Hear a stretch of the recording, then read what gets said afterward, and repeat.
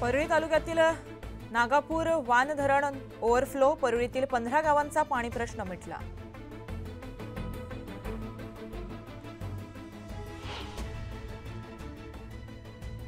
परभणी जिल्ह्यातील जिल्हा परिषदेच्या शाळांची दुरावस्था, गुणवत्ता खालवल्याने पटसंख्याही घटली।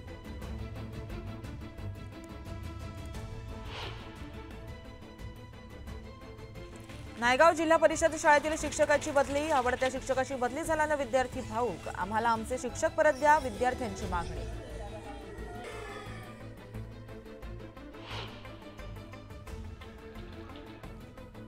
बीडच्या वडवणी तालुक्यात खळवट लिमगाव या रस्त्याची दुरावस्था, नागरिकांची आणि प्रवाशांची तारेवरची कसरत सुरूच।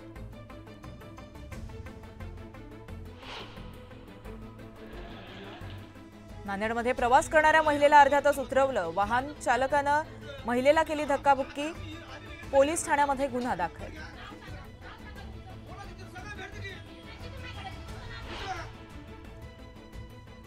यवतमाळमध्ये नोकरीचं आमिष दाखवत महिलेला 21 लाखांचा गंडा, फसवणूक करणारे 4 आरोपी गजाआड।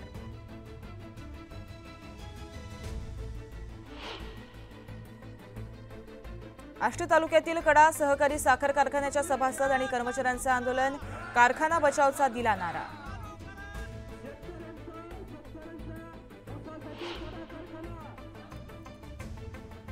पुण्यात चाललंय तरी काय, विश्रांतवाडी परिसरात 1 कोटींचा ड्रग्ज जप्त, 3 तरुण पोलिसांच्या ताब्यात।